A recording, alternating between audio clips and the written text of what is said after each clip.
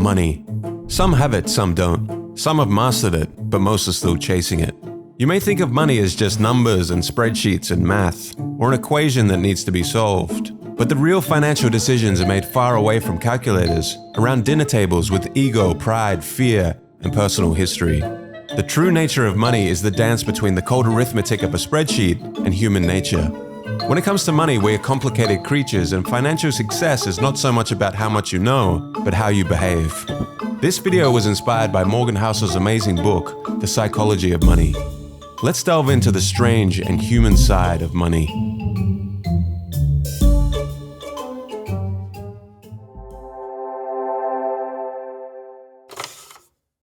Your financial DNA. You aren't crazy. We all come from different generations, with parents earning different incomes and holding different values, living in various parts of the world, born into different economic environments with varying incentives and varying opportunities. We all have very different experiences towards money. Take for example the stock market and inflation. People born in 1970 saw an almost tenfold increase in the S&P 500 during their teens and 20s, leading most to have a positive view of the stock market and a higher inclination to invest. People born in the 1950s, however, saw the stock market go nowhere in their teens and 20s, leading to a more negative view of the stock market and less inclination to invest. People born into the 1960s experienced significant inflation during their teens and 20s, leading to a higher awareness and a more negative view of inflation and its effects. People born in 1990 experienced relatively low inflation during their lifetime, leading to less concern and awareness of its effects. A person's experience with the stock market and inflation during their formative years greatly shapes their attitudes and behaviors towards investing and financial decision-making. People justify every financial decision they make based on the information they had at that moment and their mental model of the world, which has been passed on to them from their parents and is shaped by their unique life experiences. Although they can be misinformed, lack information, or make bad decisions, their actions make sense to them in that moment and align with their own personal story. According to Housel, people do some crazy things with money, but no one is crazy. We all have unique worldviews, and since there is no universally correct way to manage money successfully, none of us are crazy. We make financial decisions based on our personal life experiences and our worldview. Financial decisions are often not made purely on logical or mathematical grounds, but are shaped by your unique experiences and worldview. Be wary of one-size-fits-all financial advice, as what may seem irrational to others could make perfect sense to you. Compound Kings. There is no doubt that Warren Buffett is considered one of the greatest investors of all time. What is staggering is that $81.5 billion of Warren Buffett's $84.5 billion net worth was earned after he reached his mid-60s. Housel explains that few pay enough attention to this simplest fact. Buffett's fortune isn't due to just being a good investor, but being a good investor since he was literally a child. As a result of investing from the early age of 10, Buffett was able to harness the power of compounding. So what is compounding in a nutshell? Let's say you invest $1,000 at an interest rate of 8%. Your initial investment would earn you $80 after 1 year. If you compounded your total of $1,080 at 8% interest the next year, you would now earn $86.4. You've earned money on your initial investment as well as the interest you earned on the principal. An investment compounded over time gains interest not only from the original investment, but also from the interest generated on top of the original investment. The counterintuitive nature of compounding makes many of us not realize how extreme the results can be. Warren Buffett began seriously investing at the age of 10 and had a net worth of $1 million by the age of 30. Let's imagine an alternate reality where Warren Buffett behaved more like most young men in their 20s and used a lot of his early income on traveling and a few nice cars. If he started with a net worth of $25,000 at the age of 30 and retired at 60, but continued to generate the amazing returns that he does of around 22% annually, his net worth today would be around $11.9 million, which is 99.9% less than his actual net worth today of $84.5 billion. Warren Buffett's financial success can be attributed to the financial base he built in his early years and his longevity in investing. His skill is investing, but his secret to success is time and the power of compounding. Consider this from another perspective. The richest investor of all time is Warren Buffett. However, in terms of average returns, he is not the greatest. Jim Simons, for instance, is a hedge fund manager who has compounded money at a staggering 66% annually since 1988. a much higher rate than Buffett. The net worth of Simons, however, is $21 billion, which is 75% less than Buffett's. How is this possible? According to Housel, the reason for this is that Simons wasn't able to find his stride in investing until he was 50 years old, effectively giving him less than half as many years to compound as Buffett. Housel estimates that if he had invested over a time frame as long as Buffett, his net worth today would be 63 quintillion, 900 quadrillion, 781 trillion, 780 billion, 748 million, $160,000. It's important not to underestimate the power of compounding. No matter how counterintuitive the results of compounding may seem, they should never be ignored. People often focus on short-term gains, overlooking the long-term impact of compounding. Understanding and leveraging the power of compounding is crucial for long-term financial success. It's not about making quick high returns, but about consistent long-term growth. Pessimism and money. Optimism is a belief that the odds of a good outcome are in your favor over time, even if there are setbacks along the way. But when it comes to money, we all have a bias towards pessimism that we hold dear in our hearts. Looking back, however, things have generally improved over the years. So what is it about pessimism that we are inclined to embrace rather than optimism? The answer is because good things take time and don't happen overnight. Money is a subject that attracts pessimism for a variety of reasons. Let's start with the fact that money matters to all of us. When we hear about something bad happening in the economy, we're more likely to pay attention. For example, a 40% decline in the stock market over 6 months is likely to attract attention immediately and may even attract government intervention. However, the incremental nature of a 140% gain over 6 years can go largely unnoticed. Every year, 500,000 Americans are saved by the progress of medicine over the last 50 years. Slow progress, however, attracts less attention than quick, sudden losses, such as terrorism, plane crashes, and natural disasters. There are many overnight tragedies, but few overnight miracles. To be practical, we don't have to be pessimistic.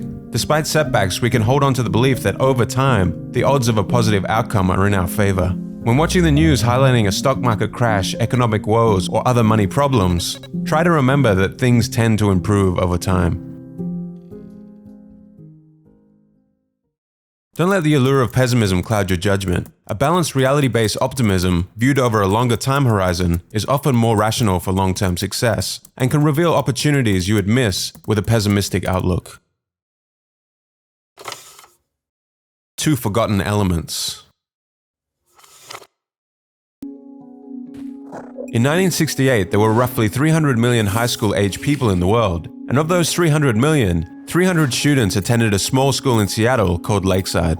Lakeside happened to be the only high school in the world at the time that had a professor with the foresight to lease a computer, the Teletype Model 30. This was no ordinary computer. It was advanced for the time, and the type of computer that even graduate students didn't have access to. And for one lucky student at Lakeside, this would change everything. That student was Bill Gates. From 300 million down to 300. So in 1968, there was roughly a 1 in a million chance of being a high school student with access to a computer. Bill Gates and his schoolmate Paul Allen would go on to create Microsoft together. Even as a teenager, Gates showed exceptional intelligence, hard work, and a vision for computers unlike anyone else. But going to Lakeside also gave him a 1 in a million competitive advantage and head start. And Gates is not shy about this. In 2005, he said, "If there had been no Lakeside, there would have been no Microsoft." What is not often mentioned in the early Microsoft story was a third member of this gang of high school computer prodigies, Kent Evans. Just as intelligent, just as visionary, Kent could have very well been one of the founders of Microsoft alongside Gates and Allen. However, that would not happen. A mountaineering accident took Kent's life before he graduated high school. The odds of a high school student being killed in a mountaineering accident are around 1 in a million. Just as the extremely rare stroke of luck would propel Bill Gates and Paul Allen to great success, Kent Evans would experience an extremely rare event with an encounter with what Housel calls the close sibling of luck, risk. Luck and risk are like the winds and the waves that determine the course of a sailboat. The sailor can control the rudder and the sails, but ultimately the direction and speed of the boat are influenced by external factors that cannot be fully predicted or controlled. The pursuit of success is full of twists and turns, and the role luck and risk play in shaping our lives is an important perspective to keep in mind. Understanding that success is a complex combination of factors, including both talent and luck, can help us approach our own financial decisions with greater humility and perspective. Be cautious in attributing your own successes or failures solely to your own actions. Acknowledge the roles of luck and risk. When learning from others, try to emulate broad patterns you encounter as opposed to extreme individual examples that often involve a high degree of luck or risk. These extreme cases are not easily replicable.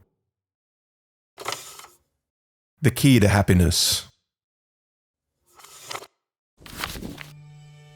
People want to become wealthier to make themselves happier, but according to Housel, the key to happiness is the ability to do what you want, when you want, with who you want, for as long as you want. The pursuit of material wealth has led to many people working harder and giving up more control over their time, despite being richer than ever before.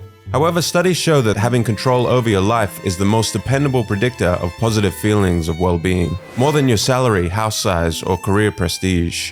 Ultimately, controlling your time is the highest dividend money pays. Pursuing money without valuing time is like filling a bucket with a hole in it. No matter how much water you pour in it, it will continue to leak out. Similarly, no matter how much money you accumulate, it won't bring lasting happiness if you don't have control over your time and can't enjoy the fruits of your labor. Prioritize gaining control over your time when considering how to use or invest your money. The freedom to do what you want, when you want, is often more valuable than any material possession. Tail events. Heinz Berggruen, a man who fled Nazi Germany and settled in America, became one of the most successful art dealers of all time. He collected a massive amount of art, including works by famous artists like Picasso, Klee, and Matisse. In 2000, he sold part of his collection for over 100 million euros. But what was his secret to acquiring so many masterpieces? Was it skill? Was it luck? According to Horizon, a research firm, great investors buy vast quantities of art and hold on to them for a long period of time. They wait for a few of those paintings to become well known and worth a lot of money, even though most of the paintings they bought were not worth very much. In other words, it's not about being right all the time, but having a diversified portfolio and waiting for just a few winners to emerge. Perhaps 99% of the work someone like Berggruen acquired in his life turned out to be of little value. He could be wrong most of the time, but that doesn't particularly matter if the other 1% turns out to be the work of someone like Picasso. These events are known as long tails, when a small number of events can account for the majority of outcomes. The long tails of Berggruen's art collection are what led to his ultimate fortune. The story of Berggruen teaches us a valuable lesson about investing, and this long tail concept also applies to many aspects of business and investing. The obvious example is venture capital. Most of the startups in a VC fund will fail and lose money for the fund, but all they need are a few outlier startups which make 20x returns to make up for these losses. Take Amazon for instance. In 2018, it drove 6% of the returns on the S&P 500, even though it is just one company. And if we look inside Amazon, its growth was largely driven by two tail events, Amazon Prime and Amazon Web Services. These two products alone more than made up for all of Amazon's less successful experiments, such as the Fire Phone or travel agencies. After the disastrous release of the Amazon Fire Phone, rather than apologizing to shareholders, Jeff Bezos said, "If you think that's a big failure, we're working on much bigger failures right now. I'm not kidding. Some of these are going to make the Fire Phone look like a tiny little blip."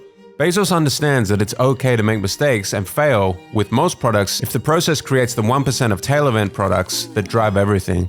Tail events are mostly unintuitive and hidden from us because we only see the finished products and not all the failures along the way that led to that finished product. Housel in the book uses a real-life example of a stand-up comedian.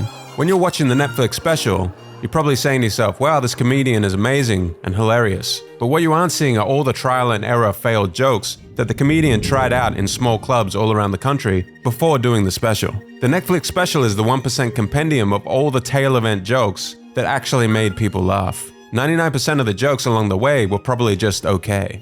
When it comes to investing, even though long tails are prevalent, most of us ignore them. When things go wrong, we tend to overreact. As soon as you accept that tails drive everything in business, investing, and finance, you realize lots of things may go wrong, fail, or fall apart. Remember, out of nearly 500 stocks Warren Buffett has picked, only 10 have made the majority of his money. Good stock pickers will only be right half of the time. Good leaders will only make good decisions half of the time. The fact that you might be wrong sometimes doesn't mean that things won't work out over time. In the end, the outcome can be determined by only a small number of events.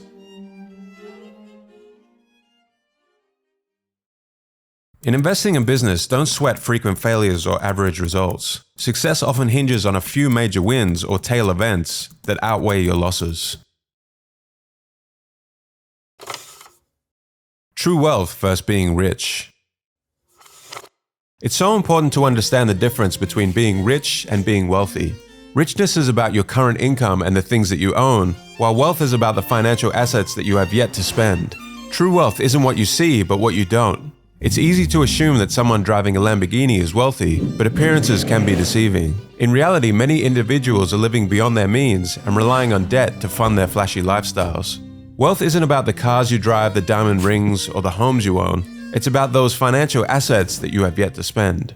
Accumulating wealth takes self-control and restraint. The diamonds, watches, and first-class upgrades that you decline all contribute to your overall wealth. It's easy to find rich role models who spend lavishly, but true wealth is hidden and therefore harder to imitate. We're conditioned to believe that having money means spending money, but the real key to building wealth is to save and invest the money you have. In fact, the only way to be wealthy is to not spend the money that you do have. The next time you see someone driving a fancy car or living in a big house, remember you can't judge wealth by appearances alone. The true key to wealth is self-control, restraint, building assets, and investing in your future. Aim for long-term financial security by accumulating valuable assets. Rather than equating wealth with material possessions like flashy cars and luxury goods, focus on building true wealth, not just the appearance of being rich. The real price. Imagine you're climbing a mountain with the goal of reaching the peak and admiring the amazing view. Maybe you will get sunshine that day, maybe rain. You may get lost, you may fall and injure yourself. The difficulty of the climb is not always apparent until you're in the thick of it. From the ground looking up, the path to take may seem obvious, but along the way you will certainly need to reassess and change your path to the peak. You are under no illusion, however, that there will be some golden escalator that will safely take you to the peak. You understand before the climb that this uncertainty and risk is just the price you have to pay to get to the top. But when it comes to investing in the stock market, many people think they can avoid the uncertainty and risk and get something for nothing. Housel likens the stock market to getting a new car. If you want to get a new car, you have three options. You can buy a new car, buy a used one, or you can steal one. The new car is a higher price, but the reward is greater. Think of the new car like aiming for 12% returns from the stock market. The used car is cheaper, but also comes with less reward. The used car is a much safer investment, but only returns 4% per year. Stealing a car is like trying to get something for nothing. 99% of people would avoid stealing the car because the consequences outweigh the benefits. However, when it comes to the stock market, people seem to be under the impression that they can take option 3 and steal from the market. They try all kinds of tricks and strategies to get good market returns without paying the price, attempting to sell right before the dip or buy before a boom.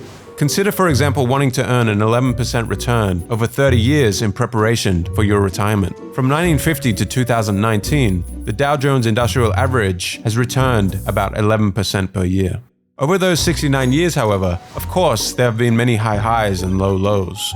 For many, the sight of their investment going up and down can be traumatic, so they try to get in and out quickly without paying the price of volatility and uncertainty over the long term, akin to trying to steal the car. The price you must pay is not just about dollars or cents when investing. It's about accepting the emotions that volatility, fear, and risk can bring. Recognizing that successful investing comes with a price is crucial. The price is not immediately obvious, but you have to pay it, just like you would for any other product. The key is to convince yourself that the market's fee is worth it, and it's an admission fee worth paying. There's no guarantee that it will be, but if you see the admission fee as a fine, you'll never enjoy the experience. Be willing to pay the price once you find it. View market volatility as an admission fee for the potential of higher returns, rather than as a fine for doing something wrong. This mindset will help you stick with your investment strategy for longer time periods and during tough times. Hedonic treadmills. Enough. No when enough is enough. Become familiar with the concept of hedonic adaptation or the hedonic treadmill. Every time you hit the goal, you keep moving the goalpost further ahead. You need only look at the demise of Bernie Madoff and Gupta, two men who already had everything and were ultra wealthy, but all the money in the world would never have been enough, both resorting to crime to make even more money. The pursuit of wealth and success without a sense of knowing when enough is enough is like climbing a never-ending ladder. No matter how high one climbs, there is always another rung to reach for, and the pursuit can become all-consuming, leading to a lack of happiness and fulfillment. Set a stable goal for what enough means to you. Otherwise, rising expectations will keep you perpetually unsatisfied and prone to needless risks. Be aware of the pitfalls of social comparison. Instead of endlessly comparing yourself to others, focus on what truly brings you happiness and fulfillment.